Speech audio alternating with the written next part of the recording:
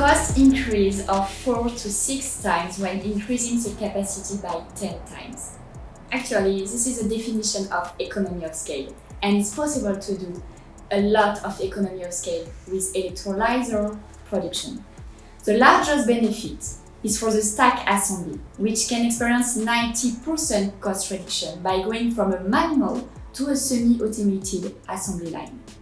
At Dassault Systèmes, we have solutions to allow you to use a study experience twin to create your own virtual twin of your electrolyzer production line.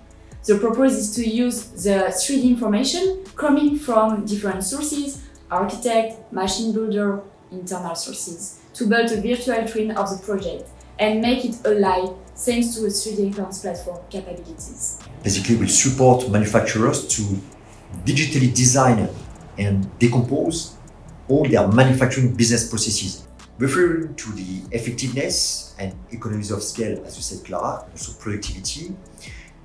Those will be achieved through a good operations execution from the production planning and scheduling to the inventory management, quality control, and also the performance analysis. And basically, the manufacturers will have the visibility to optimize their operations by managing first their work orders, the orders, to plan and to dispatch between their different work centers they are working with, and also the resources. So basically, the team who is working on the project. They also have the view on the assembly. So here it could be in 3 dimensions for one given part, component, or systems, and understand also the warehouse disposal if I have space to finally be able to print out my manufacturing work order. And this is the end of the process for this manufacturing operation.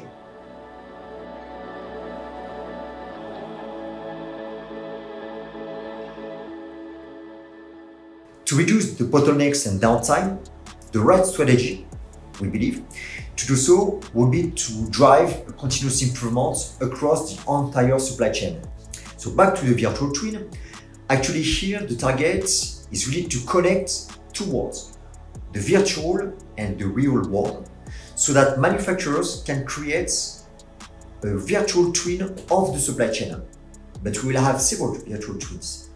One engineering manufacturing and one related more to the in operation, the assets that I am operating on the field.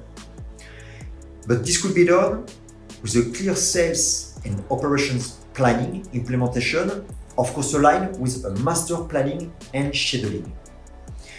So that will enable the users to simulate all possible what-if scenarios in a sales and operation planning cycle, and therefore avoid any bottleneck or downtime in the process, because they will be able to understand if I work with this scenario, it works or not, and validate or not. And actually, thanks to an optimizer that we have in our solution, we will retrieve all the scenarios that we worked on, and we will be able to select the best option, the best one that I would like to move on. And finally, it also answers the question on the what, where, and when to produce, procure, transport, and store my equipment. The sales and operation planning will enable manufacturers to develop tactical plans, strategically direct, and continuously improve on all aspects of the integrated business planning that I'm working on.